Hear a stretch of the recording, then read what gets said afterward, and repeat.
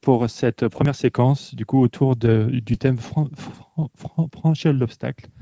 Et j'ai le plaisir d'accueillir sur le plateau Françoise Vinet, déléguée générale du MEDEF Mayenne, Axel, conjoint de militaire et représentante aujourd'hui de l'équipe sportive Les Ailes du Dragon.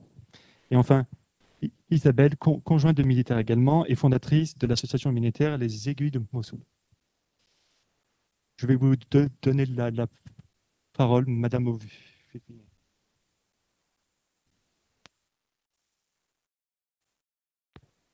Madame la ministre, Mesdames, Messieurs les officiers généraux, chers conjoints de militaires, en préambule, permettez-moi de vous remercier chaleureusement de votre invitation à témoigner devant vous. Je souhaiterais vous exprimer l'admiration que j'ai pour vos parcours. Vous aspirez légitimement à la réussite d'une vie personnelle et d'une vie professionnelle dans l'univers contraint qui est le vôtre. L'harmonie d'une vie réside, me semble-t-il, dans l'exercice de sa liberté dans un univers de contraintes. Quel que soit votre parcours, quelle que soit votre activité professionnelle, vous êtes le maillon indispensable sans qui rien n'est possible. Et je souhaiterais vous transmettre un message d'enthousiasme. Vous pouvez légitimement aspirer à la réalisation de vos projets professionnels sans aucune hiérarchie. Chaque parcours est unique et mérite le respect. Être dans le « et » non dans le « ou ». Opposer le professionnel au personnel est une renonciation qui ne conduit pas à l'épanouissement.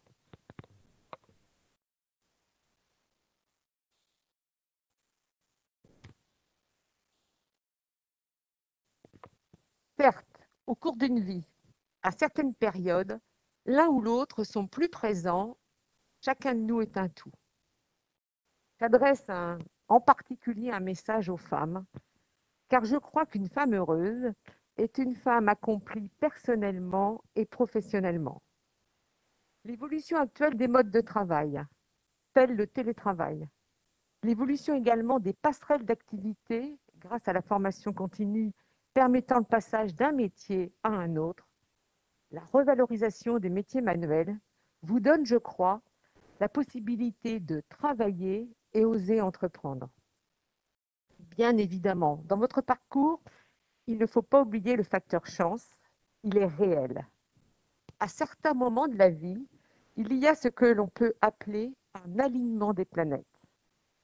En revanche, il vous appartient d'être en veille, de croire en vous.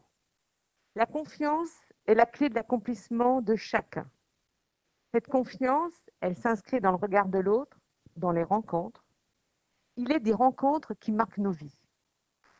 Je tiens à vous redire l'admiration que j'ai pour vous toutes. Vous êtes le pilier. Sans vous, vos époux, vos conjoints ne pourraient pas accomplir leur mission. Votre engagement, votre solidité assure la sérénité de la famille. J'adresse un clin d'œil affectueux à ma belle-fille Tiffaine. Elle sait comme vous de quoi je parle. Sans vivre les difficultés qui sont les vôtres,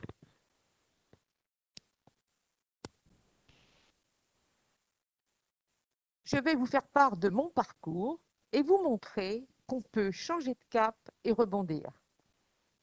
J'ai 61 ans, je suis mariée, j'ai 4 enfants, 3 belles-filles, 4 petits-enfants. En 2000, à 40 ans, 4 enfants âgés de 16 ans à 10 ans, j'ai dû opérer un virage à 180 degrés, à la fois personnel et professionnel, et quitter mes fonctions de dirigeante d'entreprise. J'ai fait un bilan de compétences, introspection indispensable avant de prendre un nouveau départ. Avec l'humilité de savoir que tout était à construire, avec les yeux ouverts sur toutes les opportunités, qu'elles répondent à ce que je savais faire ou non, qu'elles soient en adéquation avec mes attentes ou non, avec l'enthousiasme au cœur pour saisir les occasions. C'est ainsi que j'ai postulé au poste de délégué général du MEDEF Mayenne et de l'UMM Mayenne, fédérant environ 1300 entreprises. Missions qui m'ont été confiées, ainsi que l'animation d'un club de chefs d'entreprise, l'Association pour le progrès du management, dit APM, fondée par Pierre Belon, PDG de Sodexo, en 1987. Je passais de l'entreprise aux organisations professionnelles dont les activités s'inscrivent dans l'accompagnement juridique, le financement de la formation professionnelle, l'engagement et le lobbying sociétal, l'animation du réseau des entrepreneurs mayennais. Ces missions étaient nouvelles et il était indispensable de créer des ponts entre les différents mondes économiques, éducation nationale, pour les mener à bien. La compréhension du monde militaire était complémentaire. Aussi, lorsque l'opportunité s'est présentée, j'ai porté ma candidature pour intégrer la 175e session en région de l'IHEDN en Roncamp en 2008. La découverte de la géopolitique du monde, l'engagement de nos armées au rayonnement de la France était une formation enrichissante et d'ouverture. Je suis aujourd'hui ancienne auditrice et membre de l'Association régionale des Pays de la Loire. Mon investissement professionnel a été possible grâce à mes enfants.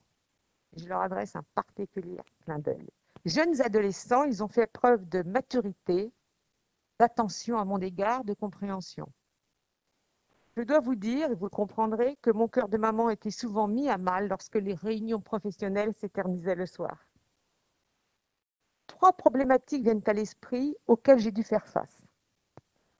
Comment créer son réseau? Comment affronter les obstacles? Comment faire face à l'échec? Le réseau. Ma conviction par l'expérience. Il se fait naturellement par votre démarche de service. C'est parce que vous allez donner, vous allez répondre présente, être disponible et donc visible, que l'on pensera à vous et que l'on vous sollicitera. C'est ce que je vis depuis 20 ans. Les obstacles. Chacun de nous est son meilleur ennemi. Nous sommes nos propres freins.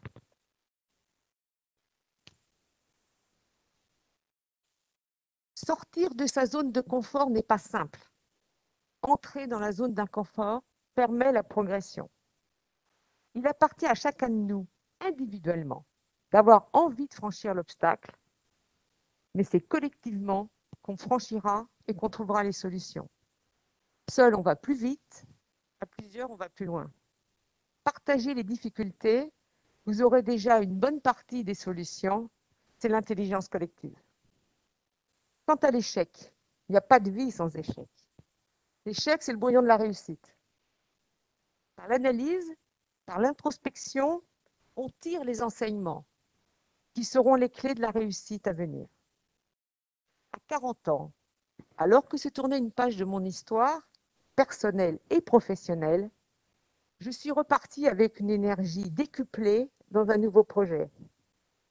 En conclusion, j'ai le sentiment au plus profond de moi que les choses se sont déroulées naturellement. Les opportunités sont venues à moi car je crois que j'ai su être en veille, sans nier le facteur chance. Le réseau que vous avez créé constitue une première, je tourne particulièrement vers Agathe qui m'accueillit avec beaucoup d'attention, première dont vous pouvez être remarquablement fière. Madame la ministre engagée à vos côtés l'a reconnue. La quête de sens est inhérente à chacun de nous. Elle est noble, votre aspiration à sa recherche est légitime. Bravo à chacun, bravo à chacune de vous. Mes vœux sincères vous accompagnent et si je peux modestement contribuer à vous aider, je suis avec plaisir à votre disposition. Je vous remercie. Un grand merci, Madame Finet. Je me tourne maintenant vers Axel. Pouvez-vous nous raconter brièvement votre histoire, votre parcours?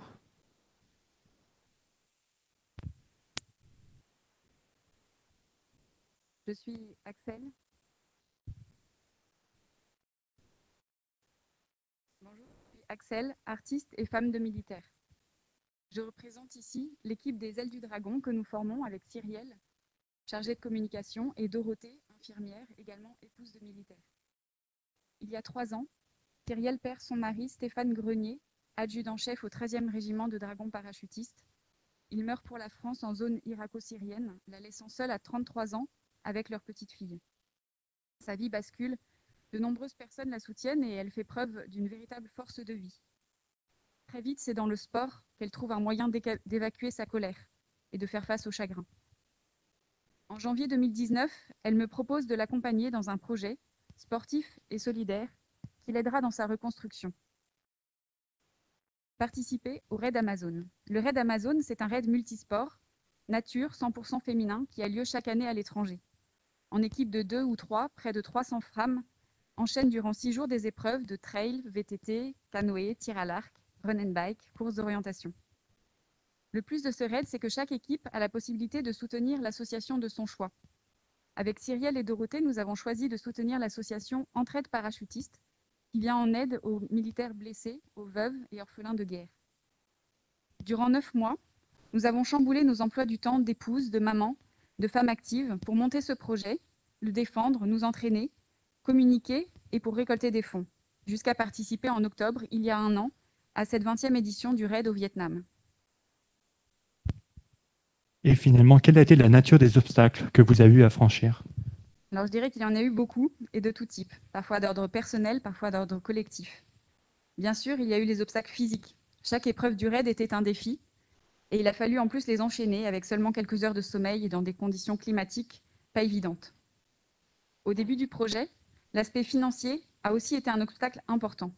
Il fallait que nous récoltions 15 000 € juste pour pouvoir nous inscrire à ce raid, sans compter les transports, les équipements. Mais nous souhaitions récolter bien plus parce que c'est tout ce que nous récolterions en plus qui irait directement à l'association. Au début, nous n'étions même pas certaines d'arriver à valider cette inscription. Au final, nous avons relevé ce défi en rassemblant plus de 28 000 € pour l'association.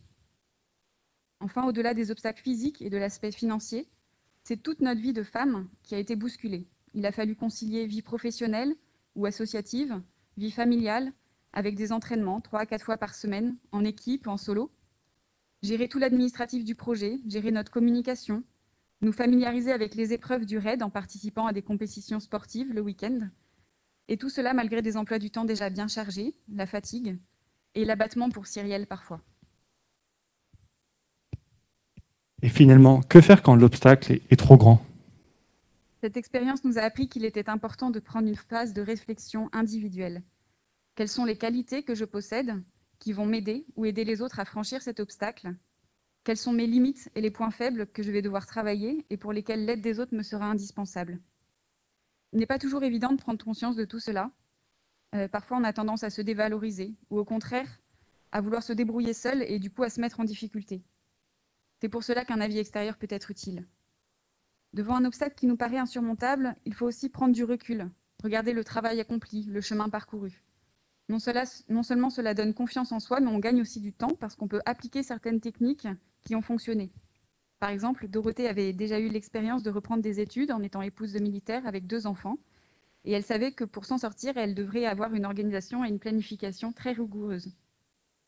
Nous nous sommes aussi rendus compte que nous n'étions pas seuls, que nous avions autour de nous plein de personnes ressources sur lesquelles nous allions pouvoir nous appuyer, soit pour leur expertise, soit par leur réseau, soit pour l'énergie positive qu'elles allaient pouvoir nous apporter. Ainsi, par exemple, nous nous sommes fait aider d'une vidéaste pour réaliser notre vidéo de lancement, d'un photographe afin de disposer de photos qualitatives pour notre communication. Des personnes bienveillantes nous ont ouvert leur réseau et c'est grâce à cela que nous avons pu participer à un prestigieux salon des forces spéciales où nous avons rencontré beaucoup de nos futurs partenaires. Nous avons eu la chance d'avoir un préparateur sportif qui nous a proposé une programmation construite, planifiée, parce qu'il n'y a pas de secret, il faut bien se préparer en amont, s'entraîner progressivement et régulièrement, se confronter à des challenges intermédiaires pour se mettre en condition d'épreuve. Ça permet d'avoir les bons outils et de se rendre compte qu'en équipe, on peut vraiment compter sur l'émulation collective, la dynamique de groupe, pour se dépasser individuellement. On peut aussi s'épauler dans les moments de doute ou de baisse de régime. Nous avons pu compter sur le soutien de toute une communauté pour nous encourager. Cet engouement collectif nous a donné des ailes pour nous dépasser et franchir pas à pas les obstacles. Pour être à la hauteur de cette confiance, il a fallu sortir de notre zone de confort, une zone de confort dont on a parfois tendance à se contenter et qui peut nous faire oublier ce dont on est capable. Ça ne veut pas dire qu'il n'y a pas eu d'échecs. Certains entraînements ont été très difficiles. J'ai le souvenir d'une ligne droite en plein soleil en Corse, à la fin de 34 km d'efforts, toute activité confondue. Sur le coup, c'est dur à encaisser, mais en réalité, ces difficultés ont forgé notre expérience et nous ont permis de construire ensemble les éléments pour réussir. C'est même grâce à cela que nous avons appris à trouver notre place chacune dans ce trio. Et finalement, qu'est-ce qui vous a animé? Alors je dirais que pour Cyrielle, c'est vraiment d'abord le drame qu'elle a vécu. Elle avait besoin à ce moment-là de porter un projet positif qui avait du sens et de transmettre un message d'espoir à son entourage et aux familles qui vivent un deuil. Pour Dorothée et moi, je crois qu'il a été tout de suite évident que nous allions l'accompagner et la soutenir dans cette étape importante. Cela a donné un sens profond à notre engagement. C'est aussi la cause choisie qui nous a portés. Rendre hommage à Stéphane, à tous ces soldats partis trop tôt ou blessés, et marquer ainsi notre soutien à toute leur famille. Mettre en lumière l'engagement de ces hommes et de ces femmes qui vont jusqu'à donner leur vie pour notre pays. Montrer la place essentielle et parfois difficile des épouses et des familles qui les accompagnent, la fameuse base arrière. Rappeler au monde civil ce devoir citoyen, cette reconnaissance de la nation, véhiculer des valeurs d'entraide, de courage, de dépassement de soi, et les transmettre au plus grand nombre. Tout ça, ça nous a animés. C'est aussi tous ces messages de soutien, d'encouragement et de bienveillance de nos proches et des anonymes sur les réseaux sociaux. Toute cette communauté rassemblée autour de notre projet. La générosité des donateurs et des sponsors, qui ont été d'énormes sources de motivation. Ils nous ont portés et encouragés à poursuivre nos efforts. Pour eux, on n'avait pas le droit d'abandonner. En fait, on s'est fait happer par ce projet. Il nous a menés vraiment au-delà de ce que nous aurions pu imaginer. Ça a été une expérience sportive et humaine extraordinaire. Pas uniquement la médaille, même si nous sommes fiers d'être devenus des Amazones et d'avoir terminé en si bonne place. Mais ce projet a été vraiment une expérience forte dont chacune se souviendra toute notre vie. Nous, les ailes du dragon, sommes fiers d'avoir été jusqu'au bout, et telle la devise du régiment, au-delà du possible. Et c'est ce que nous souhaitons à chacun. Un grand merci, Axel, pour ce témoignage. Je vais maintenant passer la parole à Isabelle. Donc, je suis mariée, nous avons des enfants, et un soir, mon mari rentre du travail et me dit « Je suis mutée en Jordanie ». Donc, grande joie, on va vivre une belle aventure, ça va être merveilleux, mais c'est aussi quitter notre zone de confort, nos amis, tout ce qui est si facile au bout de quelques années. Arriver en Jordanie, connaître ce pays merveilleux, aller à la découverte de son peuple si accueillant, mais j'ai eu aussi cette envie d'aller rencontrer les Irakiens et les Syriens dont je connaissais le drame. Ils sont très nombreux réfugiés à Amman. J'ai alors rencontré un groupe de femmes qui étaient là, dans un jardin, entourées des enfants, les hommes qui jouaient aux cartes et aux dés. Et elles m'ont accueillie avec leur grand cœur. Et j'ai vu rapidement que leurs conditions de vie étaient assez dramatiques. Donc, nous avons commencé à tisser des liens. Alors, sans l'arabe et sans l'anglais, parce que je suis absolument nulle en langue, mais avec ce que j'appelle le langage de l'amour, c'est-à-dire les regards, les toucher, être ensemble, jouer ensemble. Et nous avons réfléchi avec nos talents, comment faire pour améliorer leur vie. Et puis là, à côté de nous, dans ce groupe, il y avait Rania, la plus vieille grand-mère, si jolie, qui tricotait. J'ai eu cette lumière, cette idée de me dire, eh bien alors, demain, on va commencer à tricoter. On enverra toutes les confections en France. Les Français sont très généreux. Ils achèteront vos confections. Et ainsi, vous pourrez avoir des salaires, nourrir vos familles, offrir l'école aux enfants, payer les loyers. Alors au début, c'était loin d'être merveilleux, d'autant plus que j'avais pas tellement d'exigences, parce que comme j'étais remplie de compassion pour ce qu'elles avaient vécu, dès qu'elles faisaient quelque chose et que c'était moyen, je disais quand même c'est très très bien pour les encourager. Après, j'ai compris au bout de quelques mois qu'en fait, l'exigence était plus positive et qu'ainsi, on vendrait beaucoup mieux et qu'elles auraient des vrais salaires. Voilà, donc monter cet atelier pour 35 femmes, ça veut dire acheter de la laine, chercher des modèles, compter sur Rania pour apprendre à chacune à tricoter. Il redonne rapidement de la confiance et de la dignité à ces femmes, parce que le tricot, c'est thérapeutique, en fait, ça, je ne le savais pas. Et au fur et à mesure de cette aventure, j'ai compris tout ce qu'il y avait de positif. Voilà. Et puis, ce groupe de femmes qui se retrouvent ensemble, on parle, on pleure, on rit. C'est extraordinaire. Et cette aventure n'aurait jamais été possible si j'avais été seule, hein. Mes enfants accueillaient les confections qui arrivaient en France, les dispatchaient dans les ventes à domicile, organiser les ventes. Mais avant, à Amman, il fallait trouver des personnes qui rapportaient, parce que je m'étais fait un point d'honneur à ce qu'il n'y ait aucun frais de gestion, et que 100% des revenus allaient aux Irakiennes. Donc, trouver, embêter les gens, leur demander, sais-tu si quelqu'un part, enfin bon, ne pas hésiter. Et en fait, je me suis rendu compte que les gens étaient très heureux de participer à leur manière, qui ne seraient jamais venus forcément d'eux-mêmes, mais quand on demande, en fait, ils sont contents. Donc, ça, j'ai trouvé que c'était très positif aussi. Voilà, ce que j'ai aimé aussi, c'est voir que ces femmes ont un vrai sens de la reconnaissance, en fait. Elles travaillent, elles ont un salaire, c'est normal, et en même temps, elles sont reconnaissantes de voir que leur vie a été changée. Et j'ai envie de dire, hein, à celles qui ont des idées, celles qui ont envie de faire quelque chose, mais qui n'osent pas, foncez, en fait, seul. On ne peut pas faire grand-chose, mais si on se fait aider, on est vraiment, on peut sauter des obstacles, franchir. N'hésitez pas, faites fructifier vos talents. Et c'est pour y découvrir une vraie joie. Voilà. Et donc aujourd'hui, les aiguilles de Mossoul continuent grâce à 3 amis qui ont repris le travail en Jordanie. Et moi, je gère les ventes en France. Donc voilà, on est heureux de ça. N'hésitez pas, foncez.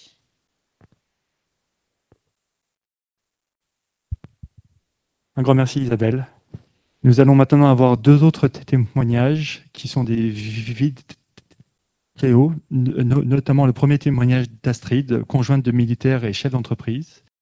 Bonjour à toutes et à tous, je m'appelle Astrid, j'ai 42 ans et je vous parle de Guyane française. Je voudrais tout d'abord remercier le groupe Women for Peace pour le travail remarquable effectué depuis ces derniers mois en faveur des conjointes militaires.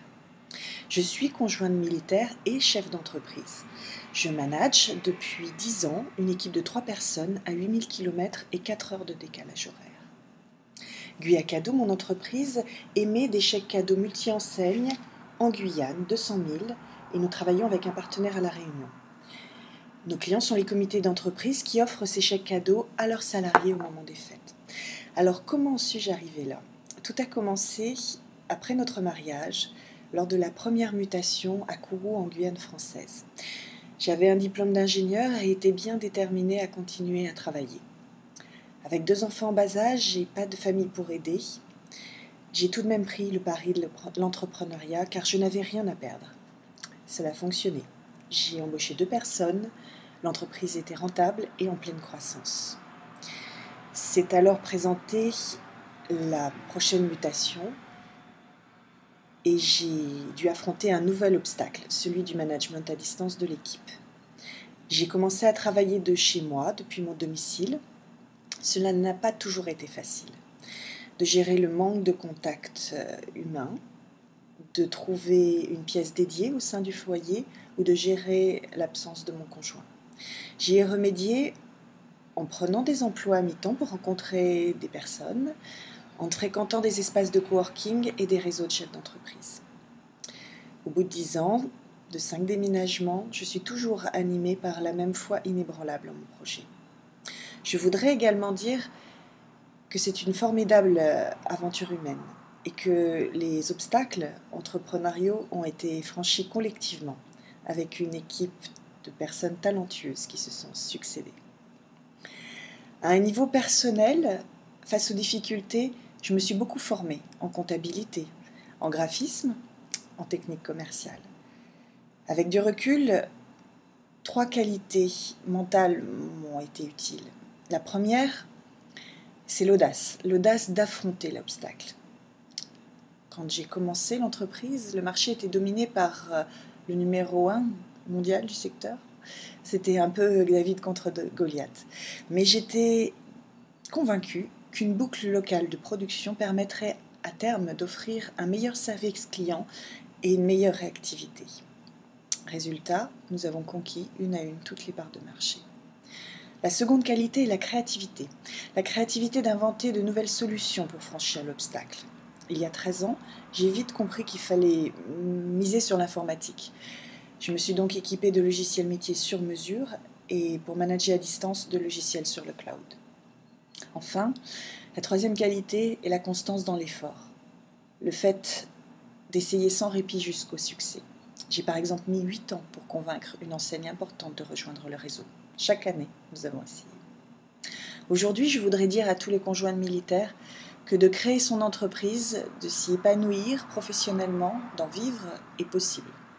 Ce n'est pas un parcours facile, mais c'est un parcours passionnant. Ce parcours atypique m'a permis de résoudre l'équation de vie du conjoint de militaire. Et je serais ravie d'échanger ou d'accompagner tout autre conjoint de militaire. Merci. Nous allons maintenant écouter le témoignage de Yasmina, qui est conjointe de militaire, entrepreneur et réserviste. Bonjour, je m'appelle Yasmina, je suis conjointe de militaire car mon mari est légionnaire au 2e REP basé à Calvi en Corse. Donc je suis très contente de pouvoir apporter mon témoignage sur comment franchir l'obstacle. Comme beaucoup d'entre nous, j'ai dû franchir des obstacles dont certains, j'aurais jamais pensé que ça aurait pu être des obstacles. Notamment donc le premier obstacle, ça a été donc quand on a été muté ici, l'insularité. Quand on est arrivé en septembre, on m'a fait clairement comprendre qu'il n'y avait plus de travail, la saison se terminait et donc il fallait que j'attende l'année prochaine. Fort de ce constat, je me suis dit ben non, je ne peux pas rester comme ça, il faut que je trouve quelque chose. Et on me répondait tout le temps non, il n'y a rien, il n'y a rien. Donc je me suis mis à faire des formations. J'ai fait une formation Amadeus, qui était une formation pour être capable de pouvoir faire des réservations de billets d'avion et pour travailler en agence de voyage. Et j'ai aussi contacté le Greta pour pouvoir me mettre à niveau en anglais. J'ai fait aussi des stages en entreprise dans une agence de voyage pour pouvoir justement mettre en application ce que j'avais appris. Donc de stage en stage en formation, j'ai eu de la chance parce qu'au mois de mars, quand une salariée de l'agence de voyage où j'avais fait mon stage a démissionné, le patron a pensé à moi et m'a appelé et m'a proposé un CDD. Donc le premier obstacle, ça a été de me reformer à ce nouveau métier. Donc, suite à un CDD, un CDI, est arrivé je dirais, le deuxième obstacle, qui est la naissance de mon fils. Donc, même si ce n'est pas un obstacle en soi, le fait de devoir garder les enfants, les modes de garde, ça peut être très compliqué. J'ai eu ma fille qui est arrivée 1 an après. Donc là, j'avais 2 bébés en bas âge. Entre la crèche, les nounous, il faut être disponible juillet-août, 7 jours sur 7, sur des horaires très très larges. J'ai dû donc faire appel à une jeune fille au pair. Et je me suis rendu compte que c'était très compliqué de jongler avec le travail, la vie de famille. C'était plus possible, mais je voulais quand même rester active. Donc je me suis lancée dans l'auto-entrepreneuriat. Étant passionnée par la couture, je me suis dit ben, je vais en faire mon métier. Donc je fais de la création pour enfants. Et afin de pouvoir monter tout ça, je me suis fait aider de la Chambre des métiers qui m'a permis de monter mes statuts et de pouvoir me lancer en tant qu'auto-entrepreneur. Mais bien que je sois maintenant pleinement satisfaite de ce que je fais, le problème c'est simplement que je me retrouve enfermée à la maison face à moi-même alors que j'ai toujours été en contact avec les gens. Donc quand un emploi de réserviste a été disponible à la Légion, j'ai été candidate pour pouvoir essayer d'avoir le poste qui est un poste au bureau logement. Donc au bureau logement, je suis à même de pouvoir remplacer mon collègue quand il est en mission en OPEX ou quand il part en congé. Je peux exécuter toutes les tâches qui sont au bureau logement. Ce qui permet d'avoir dans ma vie un vrai équilibre et maintenant une vraie sérénité. J'ai mes dispos pour la Légion en tant que réserviste et ma passion d'auto-entrepreneur au niveau de la création pour mon enfant. Je peux dégager du temps pour mes enfants et je peux aussi avoir une vraie activité professionnelle. Donc je suis pleinement satisfaite de tout ça. Et si je peux donner un conseil à chacune, c'est que c'est jamais facile. C'est que des fois on touche le fond, on peut être déprimé, démoralisé par des tas de choses. Il ne faut pas hésiter à en parler et à demander conseil. Merci à toutes pour ces témoignages. Nous allons faire la transition vers la séquence numéro 3 autour de conjoints militaires, une légion de talent.